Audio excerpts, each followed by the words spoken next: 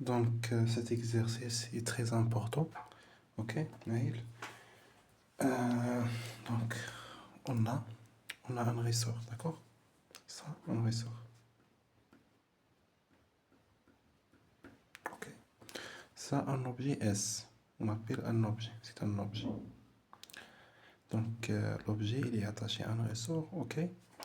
Donc, tout d'abord, pour la première question, regarde toujours, tu dois analyser bien la figure, d'accord? Tu dois analyser bien la figure. On a, pour la première question, quelles sont les forces exercées sur l'objet S?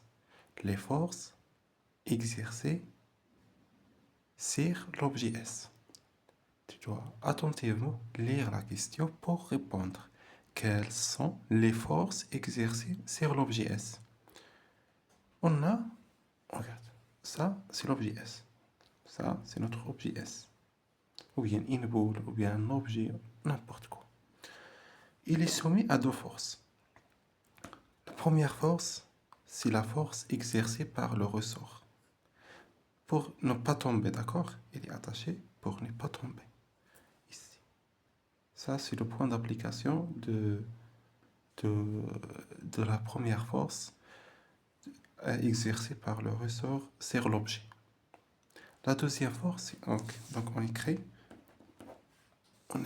première force, F, force exercée par le ressort sur l'objet S. Ok? Ça, première force. La deuxième force. Deuxième force, c'est quoi? C'est, regarde, toujours, on a ce qu'on appelle gravitation. Donc, ce stylo, pour qu'il tombe, voilà, pour qu'il tombe, voilà. J'ai mis un stylo comme ça. Pourquoi il tombe? Parce qu'il y a une force appliquée par la Terre sur le stylo. C'est la gravitation. C'est le poids, ok? Le poids de ce stylo, regarde, il est là, par exemple. Voilà, le stylo il est là, il tombe. Il est là, il tombe. Pourquoi?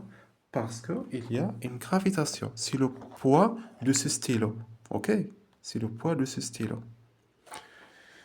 Donc, deuxième force, c'est quoi la deuxième force? C'est, on dit P, le poids de l'objet.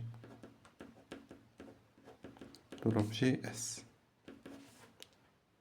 C'est simple. Donc, les forces, on a déterminé les forces. Première force, c'est la force exercée par le ressort sur l'objet. La deuxième force, c'est le poids. Toujours, il y a la force de poids, d'accord? Toujours. Parce qu'il y a toujours la gravitation. D'accord? J'espère que vous avez compris ce truc-là. Passons au deuxième exercice. Le deuxième exercice, regarde.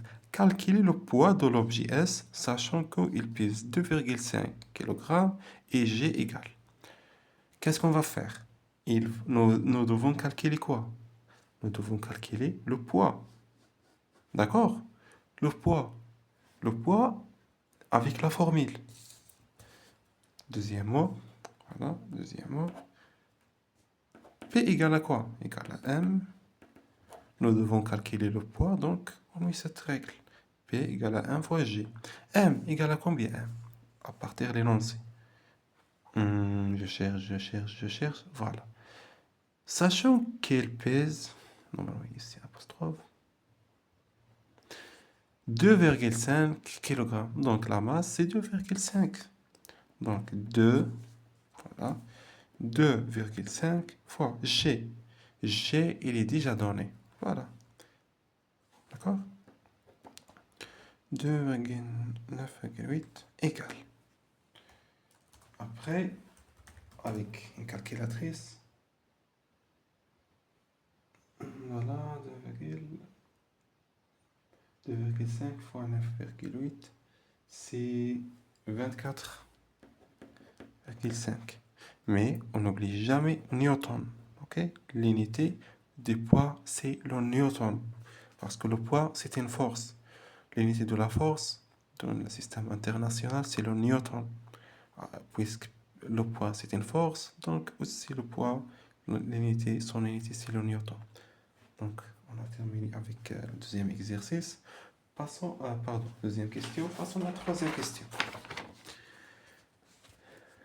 Déterminer les caractéristiques des poids de l'objet. Déterminer les caractéristiques des poids de l'objet S. On détermine quoi? Les caractéristiques. Troisième mot. Les caractéristiques. On a point d'application. Point d'application. Pour le point d'application, voilà. Point d'application pour la force, pour le poids, c'est le centre de gravité. Le centre de gravité de l'objet. Ici, le centre, ou le centre. Voilà. Ou le centre de l'objet. Ou, voilà, le centre de l'objet ici. Si sauf, on la note par G. D'accord? Voilà, c'est le centre. D'accord? C'est le centre. Donc, on dit, pour répondre point d'application, le centre, on appelle G. Ou bien le point G. D'accord? Tu es libre. L'importance de la figure, tu dois mentionner le poids.